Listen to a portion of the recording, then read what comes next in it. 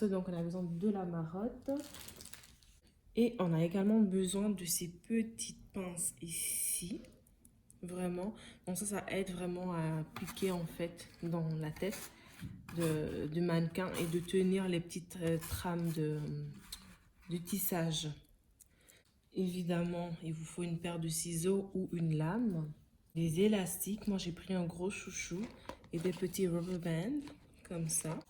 Et on n'oublie pas le fil, très important. Moi, j'utilise ce fil-là.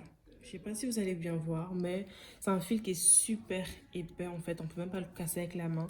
Je sais qu'il y a un autre type également de fil qui est plus fin, qui est également très résistant. Malheureusement, je l'ai pas à côté.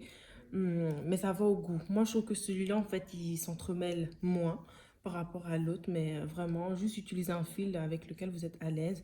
Et surtout, utiliser un fil que même si la perruque elle est mouillée, il ne se casse pas. Parce qu'il y a un type de fil, je vais essayer de mettre une photo, en fait. On utilise souvent au pays, en Afrique. Donc, généralement, quand vous allez prendre ce fil-là, vous allez faire juste comme ça se casse. Je vais mettre vraiment une photo. Pour les aiguilles, moi, j'utilise les aiguilles courbées. Et pour la couleur, on prend évidemment une couleur qui va avec le tissage. Si c'était du blanc, j'allais prendre du blanc. Si c'était du rouge, j'allais prendre du fil roux. Et un indispensable, ce peigne à queue. Très important pour pouvoir démêler parfaitement les mèches et tout. Moi, en tout cas, je l'aime beaucoup. Donc en fait là je vous montre, j'ai commandé un closure de 14 pouces et j'ai pris 3 bandoles de cheveux. Donc c'est un 20 pouces, un 18 pouces et un 16 pouces si je ne me trompe pas. Pour cette fois-ci, j'ai ce bonnet là, donc vous pouvez faire la perruque sur ce bonnet là ou sur celui-là.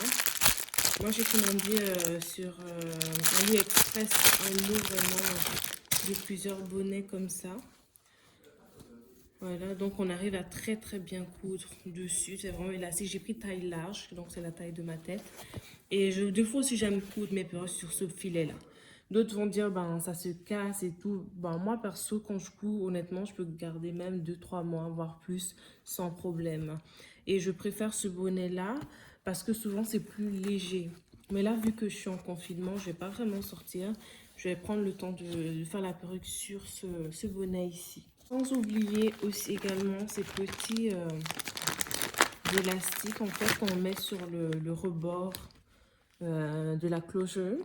Donc pour que ça tienne très bien à la tête. Donc voilà, donc on va juste prendre un petit morceau tout à l'heure. Je vais prendre ce bonnet là que je vais appliquer sur ma tête. Et je vais prendre un ruban à mesurer et je vais faire des dimensions de ma tête. Donc généralement, je vais prendre comme ça. Donc on dit que ici c'est mon visage, ici c'est l'arrière de ma tête. Donc je vais mesurer comme ça, donc du début de mon front jusqu'au bas de ma tête. Donc on prend les dimensions comme ça. Voilà, j'espère que vous voyez bien. Ensuite, je vais venir prendre les dimensions à partir du milieu de la tête ici, comme ça, le plus large, jusqu'au côté. Donc comme ça, side to side.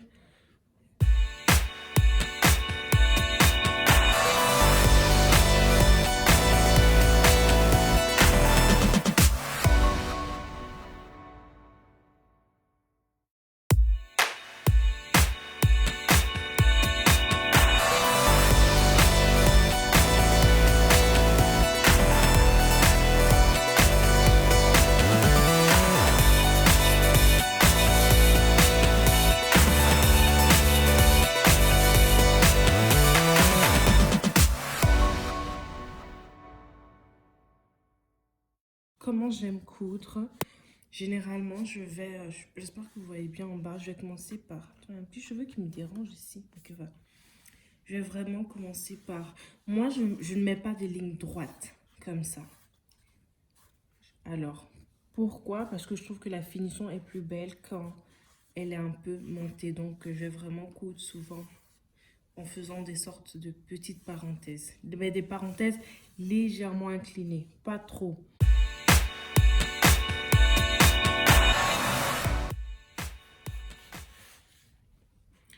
Alors là, je suis en train de compléter la première ligne, comme vous pouvez voir. Maintenant, en fait, quand j'arrive au bout, comme ça, généralement, d'autres aiment couper, mais bon, moi, je ne couperai pas. En fait, ce que je vais faire, je vais tout simplement à plier. Attendez, je sais pas si vous allez bien voir. En fait, je vais tout simplement plier comme ceci et je vais repartir. Quand vous allez plier, en fait, ne le pliez pas comme ça, sinon ça fait une épaisseur trop épaisse, ok? Donc il faut vraiment un peu le décaler. Donc par l'intérieur, ça va donner quelque chose comme ça. Donc ça, c'est la première ligne, la deuxième. Donc on décale, ça permet d'avoir un bout plat. Et on met le nombre de coups de fil que nécessaire pour le rendre aussi plat. Si vous le faites, vous voyez que c'est un peu bombé et tout, c'est mieux de couper, ok? C'est mieux de couper. Moi, je le fais tout simplement parce que souvent, je trouve que c'est plus rapide de tout simplement continuer.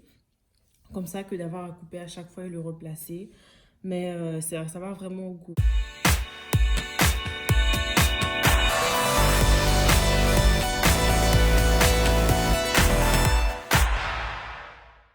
Alors, j'ai fini de coudre la première partie. Donc, c'était vraiment des trames une à une.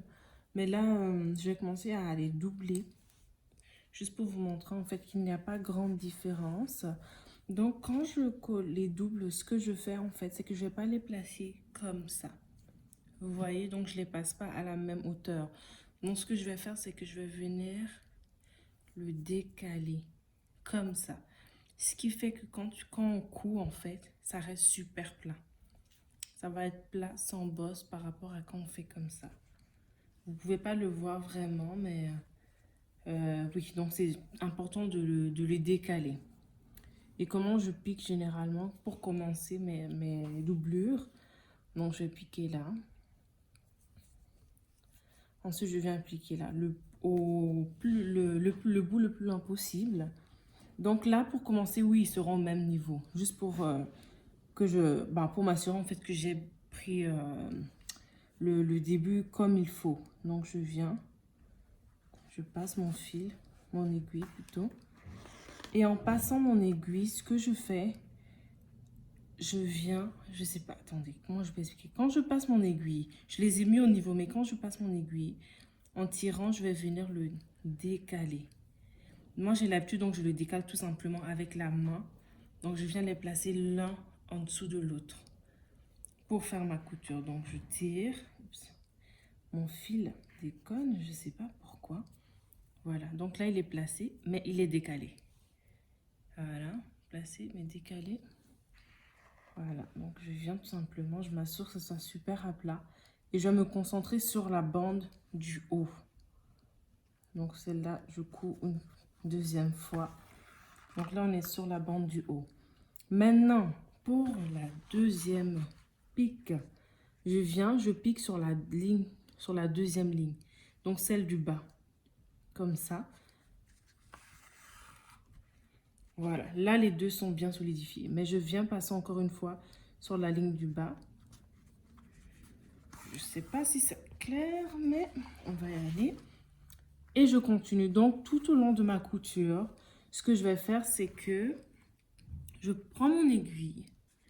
Je viens, je la passe. Premièrement, je la passe là. Vous voyez où elle sort un peu? Ici. Donc, je ne passe pas ça ici. Non, non, non. Je passe sur le plus bas possible, qui est là. Et je viens, je prends la première ligne de la deuxième trame. Vous voyez donc juste le point de jonction en fait entre les deux.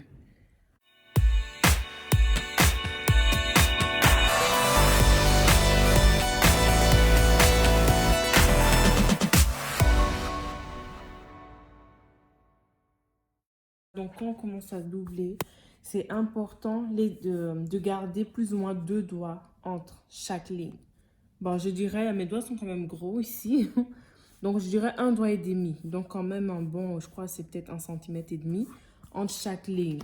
Là, on ne les rapproche pas, sinon ça va s'alourdir. Et quand vous allez prendre la perruque à la fin, vous allez remarquer qu'il y a un côté qui est plus lourd, ben, plus ou moins le bas ou le centre, en fait, où vous avez choisi de doubler, est plus lourd par rapport aux autres. Donc, c'est toujours important d'équilibrer graduellement. Par contre, là, quand on commence à doubler, moi, je ne conseille pas de tourner, en fait, comme ça. Parce que là, forcément, en fait, c'est plus compliqué. Je crois que c'est pas impossible, mais c'est plus compliqué d'éviter la bosse. Donc moi, j'aurais tendance à couper. Et de la manière dont je coupe, en fait, c'est que je les coupe pas à la même taille. Donc un va être plus court que l'autre. Donc par exemple, celui-là, je vais l'arrêter ici. Je viens, je coupe. Et moi, je coupe toujours par le haut. Je sais pas s'il y a d'autres qui coupent par le bas, mais bon. Et le deuxième, je viens légèrement le dépasser de quelques millimètres. Comme ça. Et on n'oublie pas qu'on cherche à coudre comme ça, surtout quand en forme de petite parenthèse, hein, surtout quand on va vers l'avant. Donc c'est important. Donc ça doit tomber comme ça. Donc on évite les bosses au maximum.